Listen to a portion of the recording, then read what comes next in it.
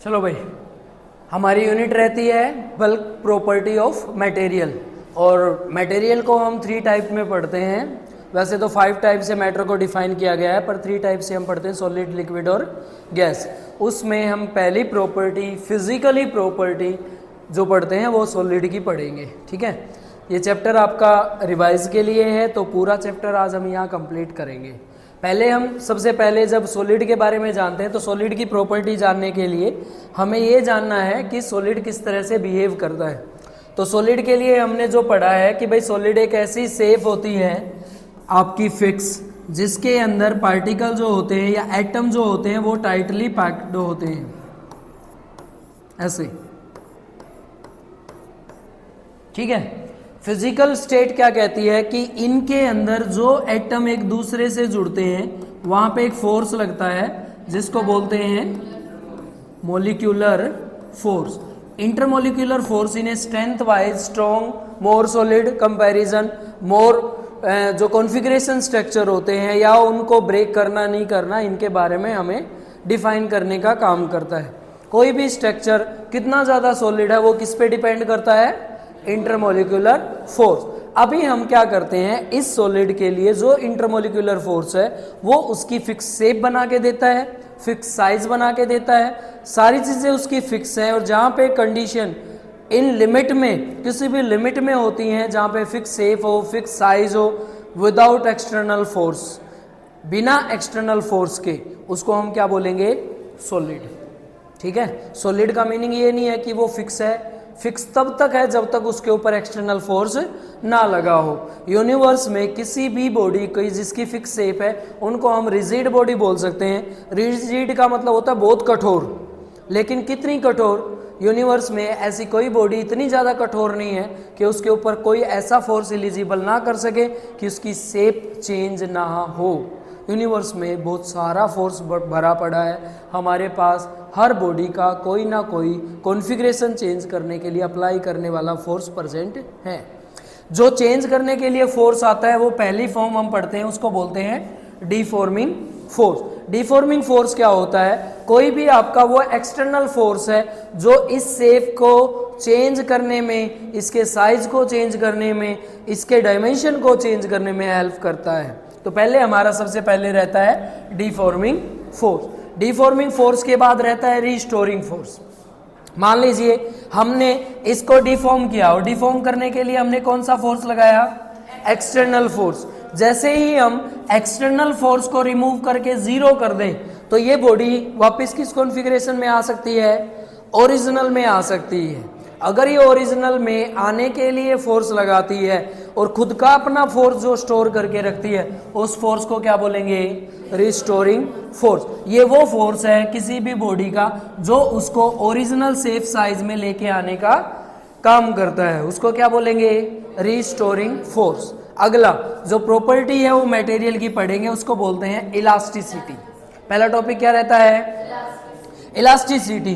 किसी भी मटेरियल की अपनी वो फ्लेक्सिबिलिटी होती है जिसके अकॉर्डिंग वो एक्सटर्नल फोर्स से तो चेंज हो जाए, लेकिन एक्सटर्नल फोर्स रिमूव करते ही वापस कौन सी फॉर्म में आ जाए? जैसे पहले थी ओरिजिनल फॉर्म में आ जाती है, उसको क्या बोलेंगे? इलास्टिसिटी। फिर रहता है प्लास्टिसिटी। प्लास्टिसिटी मटेरियल की सेकंड कंडीशन होती है जो एक प्रॉपर्टी है जिसमें अगर बॉडी की कॉन्फ़िगरेशन चेंज हो जाती है, चेंज होने के बाद बेशक से हम एक्सटर्नल फोर्स रिमूव कर दे, अगर वो वापस अपनी ओरिजिनल कॉन्फ़िगरेशन में नहीं आती, उन मटेरियल को हम क्या बोलते हैं? प्लास्टिसिटी। इलास्टिसिटी जो है वो उसमें हम काफ़ी इलास्टिक बिहेवियर टाइप मटेरियल को आप रख सकते हो। फॉर एग्जांपल आपका रबड़ है, स्टील है, यस, बहुत सारी चीज़ें हैं। और प्लास्टिसिटी में हम उनको रखते हैं जो आपके ऑलमोस्ट मेटल हैं, हालांकि उनका भी बिहेवियर इलास्टिसिटी होता है पर कम होता है कंपैरिजन टू प्लास्टिसिटी। जैसे कि क्वेश्चन आपका रहेगा, steel is more elastic than rubber. Steel जो होता है वो ज़्यादा elastic, steel is more elastic than rubber. रबड़ से जो है वो स्टील क्या रहेगा? ज़्यादा इलास्टिक बिहेवियर देगा।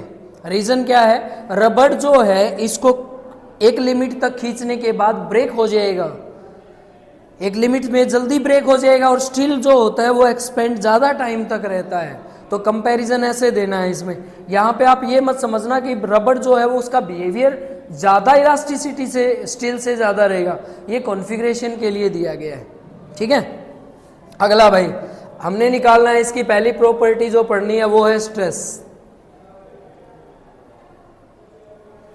स्ट्रेस रहेगा भाई, स्ट्रेस में क्या रहता है, स्ट्रेस आपकी पहली कंडीशन है जिसमें आपने ज़्यादा कुछ अब ध्यान नहीं देना, सीधा ध्यान रखो। स्ट्रेस क्या होती है, किसी भी बॉडी के ऊपर एक फोर्स है एलिजिबल किया जाता है, एक फोर्स लगाया जाता है उसकी शेप को चेंज करने के लिए, और उसकी शेप को चेंज करने के लिए जो हम फोर्स लगाएंगे वो फोर्स कितने एरिया के अकॉर्डिंग लगाया जाता है, means force per unit area हमारा क्या कहलाता है, स्ट्रेस कहलाता है। तो इधर आ जाए, it is defined restoring force per unit area.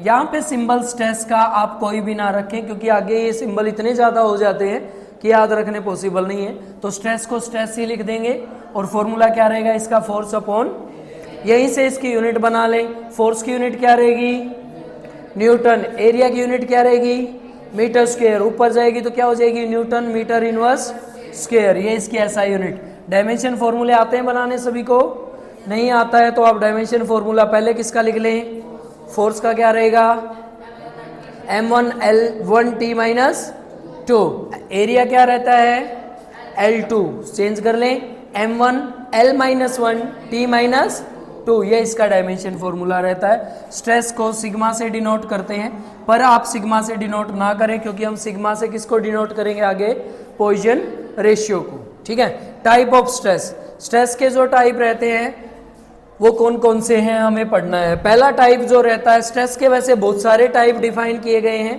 5 type इसके अलग अलग टाइप से पढ़ाए जाते हैं, पर 3 टाइप में भी इनको पढ़ लिया जाता है क्योंकि जो लॉन्गिट्यूडनल स्ट्रेस है इसको फिर 2 टाइप में अलग अलग पढ़ा दिया जाता है। ठीक है, तो पहला टाइप हमारा क्या रहेगा, लॉन्गिट्यूडनल स्ट्रेस। लॉन्गिट्यूडनल स्ट्रेस में नाम से ही पता चल रहा है लॉन्ग, लेंथ इसमें चेंज होती है, किसी भी ओरिजिनल लेंथ को चेंज करके क्या कर दिया हमने, डेल एल, तो ओरिजिनल लेंथ किस में चेंज हो गई है, स्मॉल लेंथ में चेंज हो गई है। अब हम स्ट्रेस निकालते हैं तो लॉन्गिट्यूडनल स्ट्रेस क्या कहता है, force is applied along, force is applied along to the length of body, then the restoring force per unit area is called longitudinal stress। Formula वही बनता है, स्ट्रेस फोर्स अपॉन में एरिया, लेकिन बस इसमें ये ध्यान करना है कि लॉन्गिट्यूडनल लेंथ को चेंज करने के लिए जो फोर्स लगाया गया है उसी डायरेक्शन में लेंथ चेंज हो जाती है, तो जो चेंज लेंथ हुई है उसके कंपैरिजन में जो फोर्स पर यूनिट एरिया है उसको हम क्या बोलेंगे, लॉन्गिट्यूडनल स्ट्रेस। अगला हमारा रहता है volumetric stress. Volumetric stress, volume से ही पता चल रहा है, कोई हमने वॉल्यूम यूज करनी है, वॉल्यूम हमने ली, एक वॉल्यूम है जिसके ऊपर हमने चारों तरफ से इक्वल फोर्स लगाया, इसकी वजह से इसकी वॉल्यूम क्या हो गई है, डिक्रीज हो गई है, क्या हो गई है, डिक्रीज हो गई है। इस force is applied along the volume of body, the restoring force per unit area is called volumetric strain. इस वॉल्यूम के चेंज होने से इस बॉडी ने एक फोर्स रिस्टोर कर लिया है, कितना रिस्टोर कर लिया, जितना चेंज एरिया हुआ है उसके अपॉन में। तो restoring force per unit area किसके लिए, डिक्रीजिंग कंडीशन के लिए जो रहता है उसको हम बोलते हैं वॉल्यूमेट्रिक। वॉल्यूमेट्रिक स्ट्रेस को एक और नाम दिया गया है, उसको बोलते हैं बल्क स्ट्रेस भी हम इसको बोलते हैं। अगला जो टाइप रहेगा हमारा, इसका लास्ट टाइप जो हम पढ़ते हैं वो है टेंजेंशियल स्ट्रेस। टेंजेंशियल स्ट्रेस पे ध्यान दें, टेंजेंशियल स्ट्रेस क्या रहता है, टेंजेंशियल स्ट्रेस हमारे पास, मान लीजिए एक आपके पास ये शेप है, ये वाली, हमने इसके ऊपर फोर्स लगाया इसको चेंज करने के लिए। पहली बात टेंजेंशियल स्ट्रेस ये कहती है आपको फोर्स लगाने के लिए एक फिक्स पॉइंट ऑब्जर्व करना पड़ेगा जहां से जब भी हम इसको चेंज करते हैं तो शेप में कोई चेंज ना आए, वॉल्यूम चेंज हो जाए। ठीक है, तो आप देखेंगे हमने इस पॉइंट के ऊपर फोर्स लगाया तो कितनी चेंज होगी, ये डेल एक्स। अब अगर इधर डेल एक्स चेंज हुई है तो इस तरफ भी डेल एक्स चेंज हुई है ना, क्या कोई शेप में चेंजिंग आया है, कोई चेंजिंग नहीं आया, पर इसको चेंज करने से इसकी वॉल्यूम में क्या आ गया है, चेंज आ गया। या आप ये बोलें कि जो एंगल चेंज होता है, ये एंगल इस एंगल की फॉर्मेशन में अगर हम फाइंड कर लें तो जो एंगल फॉर्म्ड होगा इसी को बोलते हैं शेयरिंग स्ट्रेस। शेयरिंग स्ट्रेस को दूसरा नाम दिया जाता है टेंजेंशियल स्ट्रेस। टेंजेंशियल स्ट्रेस क्यों दिया जाता है? जो ये एंगल ड्रा करता है ना, ये एंगल आपका कौन सा एंगल ड्रा होता है? टेंजेंट थीटा ड्रा होता है, ठीक है। तो ये जो चेंज एंगल आया है इसी की वजह से हम इसको क्या बोलेंगे? Tangential stress. या डेफिनेशन में आप लिख सकते हो जिसमें वॉल्यूम पे इफेक्ट पड़ता हो या स्मॉल एंगल चेंज होता हो या comparison of sine by cos आप पढ़े तो उसके लिए हम क्या निकाल लेंगे? Tangential stress. The force is applied along the tangent. किसके अलोंग फोर्स अप्लाई कर रहे हैं? तो एक पॉइंट आपने ढूंढा ना, कहाँ फोर्स लगाना है, तो वो पॉइंट हम मेंशन करते हैं। Relative displacement between the layer of body, the restoring force per unit area is called tangential. ये कहता है जब हमने इसको चेंज किया तो इस बॉडी ने इतना फोर्स रिस्टोर कर लिया और जो चेंज एरिया हुआ है वो फोर्स अपॉन में एरिया आपका क्या निकल के आ जाएगा? Tangential stress. तो ये आपका रहेगा टेंजेंशियल स्ट्रेस। स्ट्रेस पढ़ने के बाद अगला जो टॉपिक हमारा रहता है वो रहता है स्ट्रेन। स्ट्रेन क्या है? स्ट्रेन एक ऐसी इक्वेशन है जो स्ट्रेस के बाद फॉलो की जाती है। स्ट्रेन में क्या होता है? स्ट्रेन में किसी भी बॉडी के ऊपर जब स्ट्रेस अप्लाई किया जाता है उसकी फॉर्मेशन को डिफॉर्म करने के लिए, किसी भी फॉर्म्ड इक्वेशन को डिफॉर्म करने के लिए, तो जो आपकी ओरिजिनल कॉन्फ़िगरेशन थी और जो चेंज कॉन्फ़िगरेशन आई है इन दोनों के बीच में एक रेशियो डिफाइन किया जाता है, change configuration by original configuration, उसको क्या बोलते हैं?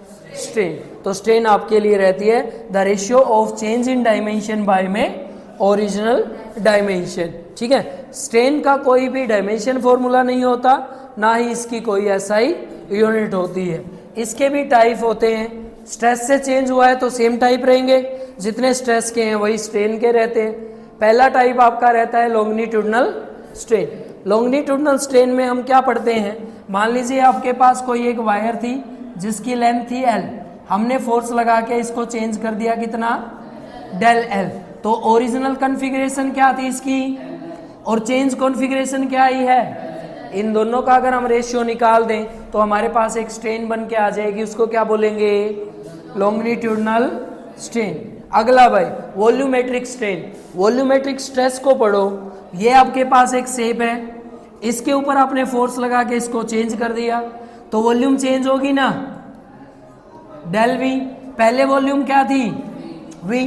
तो जो चेंज वॉल्यूम आई है वो और जो ओरिजिनल वॉल्यूम थी वो, अगर उन दोनों का रेशियो निकाल दें, चेंज इन वॉल्यूम बाय में ओरिजिनल वॉल्यूम, आपका क्या डिफाइन करेगा? Volumetric strain. लास्ट टाइप इसका रहता है शेयर स्ट्रेन, या शेयर स्ट्रेन को ही हम क्या बोलते हैं?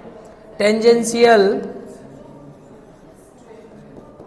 स्ट्रेन, ठीक है। इसी को सेम नाम से हम पढ़ते हैं। तो ये आपकी क्या रहती है? वही सेम प्रोसेस इसमें भी। मान लीजिए हमने स्ट्रेस अप्लाई करने के लिए एक टेंजेंशियल ड्रा करना है। टेंजेंट हम एक ऐसे पॉइंट के ऊपर ड्रा करते हैं जहां पे आपका स्मॉल डिस्प्लेसमेंट हो जाता है और शेप पे कोई इफेक्ट नहीं पड़ता, वॉल्यूम चेंज हो जाती है। तो जो परपेंडिकुलर, ये वाला जो परपेंडिकुलर था, इस पे और चेंज फॉर्मेशन के बीच में एक एंगल ड्रा होता है, इस एंगल को हम बोलते हैं टेंजेंशियल स्ट्रेन, ठीक है। तो वो एंगल हमने निकालना है। तो चेंज कितना हुआ है? ओरिजिनल लेंथ क्या थी? L थी ना, चेंज कितनी हुई है? Del L। तो यहाँ पे x मान रखिए तो डेल x बाय में क्या आ जाएगी? L। परपेंडिकुलर लेंथ L, इसको हम क्या बोलेंगे? शेयरिंग स्ट्रेन, ठीक है। तो ये आपके टाइप रहते हैं किसके लिए? स्ट्रेन के लिए। अगला आपका रहता है हुक्स लॉ। हुक्स लॉ क्या है? हुक्स लॉ आपका एक भाई ये साइंटिस्ट था हुक्स नाम से, जिन्होंने क्या किया था? स्ट्रेस और स्ट्रेन के आपसी रिलेशन को बताया था। कैसे? पहले स्ट्रेस पढ़ चुके हैं, स्ट्रेस के बाद स्ट्रेन पढ़ा है। तो स्ट्रेस के वजह से स्ट्रेन होता है ना भाई, फोर्स लगाओगे तभी तो स्ट्रेन होगा। तो ये कहता है कि स्ट्रेस और स्ट्रेन का आपस में रिलेशन है। वो रिलेशन इसने बताने के लिए एक लॉ अप्लाई किया, और वो रिलेशन कैसा रहता है? डायरेक्टली प्रोपोर्शनल रिलेशन रहता है। ये देखें आप, स्ट्रेस किसके डायरेक्टली प्रोपोर्शनल है? स्ट्रेन के। और स्ट्रेस स्ट्रेन के डायरेक्टली प्रोपोर्शनल रिलेशन को दिखाता है, उसी को हम क्या बोलते हैं? हुक्स ला। यहाँ पे आप थोड़ा सा चेंज करें, हुक्स ला जो आपको मिलेगा इन दोनों के रिलेशन को जब बताता है तो इसके रिलेशन के लिए हम एक कांस्टेंट रखते हैं, this is coefficient of elasticity. क्या है ये? इलास्टिसिटी है आपकी।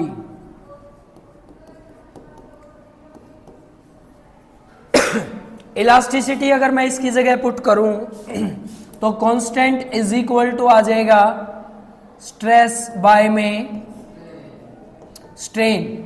ये कांस्टेंट हमारी इलास्टिसिटी डिफाइन करती है, तो elasticity is equal to stress by में स्ट्रेन। तो यहां से हमारे पास एक फॉर्मेट मिल जाता है जिसको क्या बोलते हैं? इलास्टिसिटी। तो इसके बाद से हम इलास्टिसिटी को पढ़ना शुरू करते हैं, और इलास्टिसिटी को हम स्टार्टिंग में पढ़ ही चुके हैं। इलास्टिसिटी, इलास्टिक मटेरियल क्या होते हैं? इलास्टिसिटी वो एक किसी भी मटेरियल की अपनी एक प्रॉपर्टी है जिससे वो अपनी कॉन्फ़िगरेशन को चेंज करके वापस कहाँ लेके आ सकती है? ओरिजिनल फॉर्म में लेके आ सकती है, तो हम उसको इलास्टिसिटी में पढ़ते हैं। तो आप ये यंग मॉडुलस से हमें जो मिलता है वो क्या मिलती है? इलास्टिसिटी की एक्सप्लेनेशन मिलती है।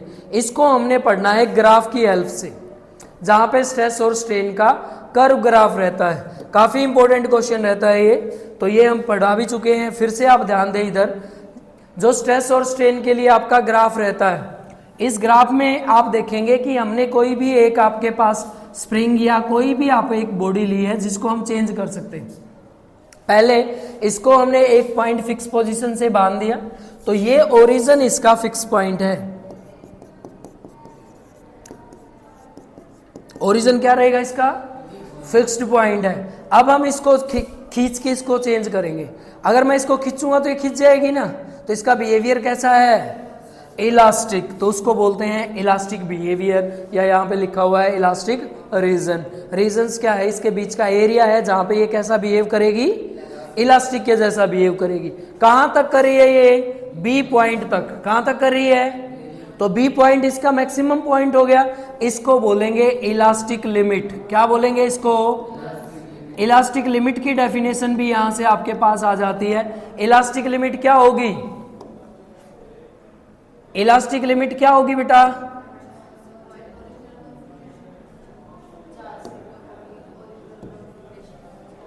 इलास्टिक लिमिट वो किसी भी मटेरियल की लिमिट होती है जहां तक वो मैक्सिमम चेंज होके वापस उसी कॉन्फ़िगरेशन में आ सकती है। तो इलास्टिक लिमिट यहां से रहेगी। इलास्टिक लिमिट से पहले भी एक पॉइंट शो कर रखा है, पॉइंट ए। ये क्या काम करता है? ये आपकी हुक्स लॉ के ऑब्जर्वेशन को शुरू करता है। मींस ये किसके रिलेशन को बताता है? Stress directly proportional to strain. तो यहां पे आपका क्या अप्लाई हो जाता है? Hooke's law. या आप लिख सकते हैं इसको, ये कौन सा पॉइंट है? Proportional point. क्लियर है? अगर इलास्टिक लिमिट से आगे की तरफ चले तो यहां से इसकी अगर कॉन्फ़िगरेशन चेंज होगी तो चेंज ही रहेगी। जहां चेंज हो जाती है उस रीजन को क्या बोलते हैं? प्लास्टिक रीजन या प्लास्टिसिटी। ये एरिया वो आ गया जहां पे ये अगर चेंज होगी तो चेंज ही रहेगी। कहां तक? यहां तक तो है इसकी मैक्सिमम लिमिट। किसकी मैक्सिमम लिमिट है ये? प्लास्टिसिटी की। अगर हम इससे ज्यादा चेंज कर देंगे तो एक लास्ट पॉइंट पे पहुंच जाएगी। इस लास्ट पॉइंट को क्या नाम देते हैं? Breaking point. अब देखें आप, जिसका जितना ज्यादा दूर ब्रेकिंग पॉइंट होगा मतलब उसकी प्लास्टिसिटी उतनी ही क्या है? ज्यादा है। अब यहां पे इसने दिया इलास्टिक रीजन पॉइंट बी से लेके ई तक, बोल सकते हैं क्या पता वो इस पॉइंट से भी ज्यादा देर में ब्रेक हो, क्या पता इससे पहले भी ब्रेक हो। मींस इस पॉइंट से जस्ट पहले जहां तक वो ब्रेक नहीं होती वो सारा का सारा रीजन आपका क्या रहता है? वो सारा का सारा एरिया आपका क्या रहता है? प्लास्टिसिटी। वही चीज़ यहाँ पे सारी आपको बताई गई है, आप इसको यहाँ से पढ़ ले। ये ग्राफ हम 2 बार करवा चुके हैं, मतलब बहुत अच्छे से करवा चुके हैं। मेरे को नहीं लगता इसमें किसी को कोई प्रॉब्लम आनी चाहिए। ठीक है, इसकी अकेले की भी मैंने वीडियो डाल रखी है, आप वो भी देख लें, उसमें पूरा का पूरा आपको एक्सप्लेन कर रखा है। ठीक है भाई, तो ये रहेगा आपका प्लास्टिसिटी। अगला रहता है मॉडुलस ऑफ इलास्टिसिटी। इलास्टिसिटी के जो हम टाइप पढ़ते हैं उसमें हम पहला टाइप पढ़ते हैं मॉडुलस ऑफ इलास्टिसिटी। अब इलास्टिसिटी है क्या चीज? वो हमें भी हुक्स लॉ से मिल गया था, रेशियो होता है स्ट्रेस बाय में स्ट्रेन। तो वही लिखा हुआ है, ये क्या है आपका, किसी भी मटेरियल की वो कॉन्फ़िगरेशन है जो रेशियो डिफाइन करती है स्ट्रेस बाय में स्ट्रेन, उसी को हम क्या बोलते हैं, मॉडुलस ऑफ इलास्टिसिटी। ये कहता है more the value of modulus elasticity, more elastic is material and less is it's strain. अगर कोई भी आपके पास मॉडुलस ऑफ इलास्टिसिटी ज्यादा है, मीन्स वो मटेरियल की इलास्टिक फॉर्म कैसी है, ज्यादा होगी, और उसकी इलास्टिक फॉर्म अगर ज्यादा होगी तो उसका स्ट्रेन कैसा रहेगा, लेस रहेगा, मतलब उसका एंडिंग पॉइंट बहुत पास में होगा। ठीक है, वो हम ग्राफ से दोनों में पढ़ चुके हैं, और फिर से देख लो यहाँ पे। अगला जो रहता है वो टाइप्स ऑफ मॉडुलस में पहला हमारा क्या है, यंग्स मॉडुलस। यंग मॉडुलस क्या है हमारा, अब हमें स्ट्रेस को भी चेंज करना है और स्ट्रेस की वजह से स्ट्रेन को भी चेंज करना है। अगर आपके पास सेम प्रॉपर्टी में दोनों चेंज हो रहे हैं, same property means longitudinal stress change हो रहा है और लॉन्गिट्यूडनल ही स्ट्रेन चेंज हो रही है, और इन दोनों का रेशियो जो निकलेगा वो आपका क्या कहलाएगा, यंग मॉडुलस। यंग मॉडुलस को किससे लिख देते हैं, वाई से रिप्रेजेंट हम कर देते हैं। यूनिट आपने बनानी है तो फॉर्मूला उठा के पुट कर दें। लॉन्गिट्यूडनल स्ट्रेस का फॉर्मूला होता है force upon area, longitudinal strain का फॉर्मूला क्या होता है, डेल एल बाय में एल। तो इसको चेंज करके लिख रखा है उल्टा करके, आप इसको लिखना चाहो तो ऐसे लिख लें, फोर्स पर यूनिट एरिया, और इस पूरे के डिवाइड में हमारा longitudinal strain del L by में एल। इसको आप उल्टा करके लिखोगे तो आपका ये फॉर्मूला बन जाएगा। ठीक है, इसकी भी आप ऐसा ही यूनिट लिखेंगे तो फोर्स अपॉन में एरिया की ही बनेगी, क्योंकि स्ट्रेन की तो कोई यूनिट होती नहीं है। अगला भाई बल्क मॉडुलस। बल्क जो मॉडुलस रहता है वो किसका रेशियो रहेगा आपका, वॉल्यूमेट्रिक स्ट्रेस का रहेगा और वॉल्यूमेट्रिक, इसको हमने बोला था नॉर्मल स्ट्रेस। क्या बोला था, और नॉर्मल स्ट्रेस में बस एक चीज ध्यान रखनी थी, वॉल्यूम जो चेंज होती है वो किस लिए होती है, डिक्रीज होके चेंज होती है।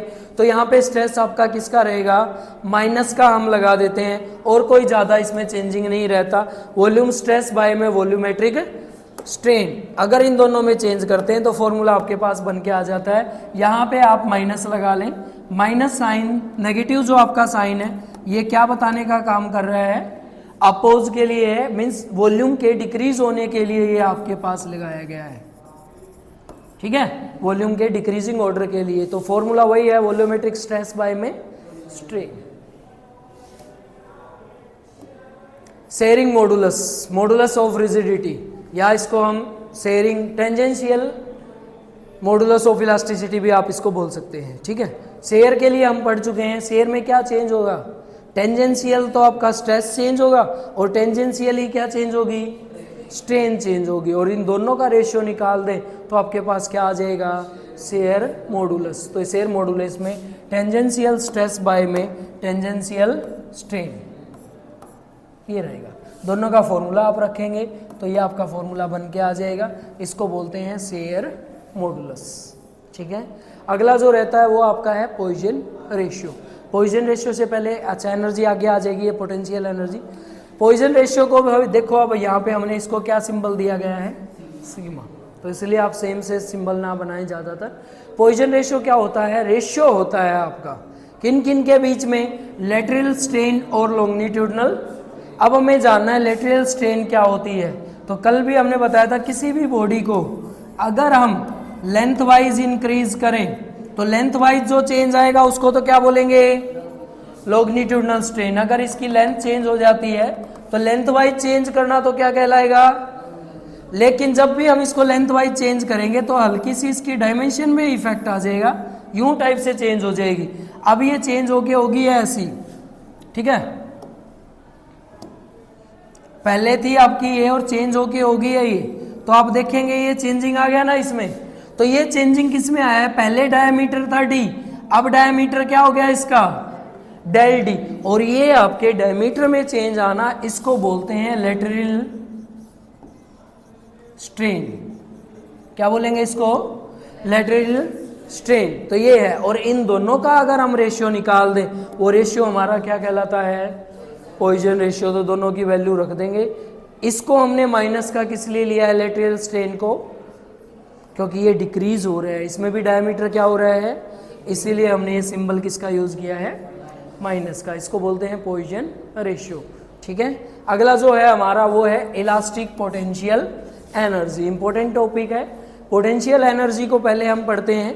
पोटेंशियल एनर्जी ऐसी होती है जो आपकी रेस्ट की फॉर्म में पोस्ट की जाती है, और किसी भी बॉडी की अपनी खुद एनर्जी होती है ये, जो उसकी शेप से उसको मिलती है। ठीक है, तो उसको हम बोलते हैं potential energy. Potential energy 3 type में हम पढ़ते हैं। एक हम पढ़ेंगे ग्रेविटेशनल पोटेंशियल एनर्जी, जो पढ़ चुके हैं। एक हम पढ़ते हैं इलेक्ट्रिक पोटेंशियल एनर्जी, जो हम इस चैप्टर में पढ़ रहे हैं। और एक थर्ड होती है आपकी पोटेंशियल केमिकल एनर्जी, वो हम केमिस्ट्री में पढ़ते हैं। तो ये आपकी सेकंड टाइप रहती है, जिसको बोलते हैं elastic potential energy. Elastic potential energy क्या है? इलास्टिक पोटेंशियल एनर्जी आपकी रहती है जिसमें हम किसी भी वायर को स्ट्रेच करेंगे। अगर हम वायर को स्ट्रेच कर रहे हैं तो क्या करता है, उसका रिस्टोरिंग फोर्स उसके अगेंस्ट वो फोर्स वर्क करना शुरू कर देगा। जैसे देखिए, आपके पास एक वायर है, एक वायर है जिसकी लेंथ ये है। हमने इसको खींचना स्टार्ट किया, खींचेंगे तो ये इंक्रीज होना शुरू हो जाएगी। जब ये इंक्रीज होगी तो ये अपने आप से कुछ फोर्स को रिस्टोर करना शुरू कर देगी। खुद का फोर्स क्या करना शुरू कर देगी, ये रिस्टोर। कब? जब ये खींचना स्टार्ट होगी तब। पहले इसका रिस्टोरिंग फोर्स रहता है 0। कब? जब ये ओरिजिनल कॉन्फ़िगरेशन में रहती। अब ये कितना रिस्टोर फोर्स करेगी? जब तक विद इन इलास्टिक लिमिट में रहेगी। अगर कंडीशन इलास्टिक लिमिट में फोर्स अप्लाई कर रहे हैं एक्सटर्नल, तो ये इसी के बराबर रिस्टोरिंग फोर्स रखना शुरू कर देती है। और जैसे ही हम इस फोर्स को हटाएंगे तो ये वापस ओरिजिनल कॉन्फ़िगरेशन में आ जाएगा। तो इसमें आप देखें ये कैसा काम कर रहा है। हम फोर्स बाहर की तरफ लगा रहे हैं, ये किस तरफ लगाता है, अंदर की तरफ। तो ये कैसा काम करना चाहता है, स्ट्रेच्ड वायर के अगेंस्ट काम करना चाहता है।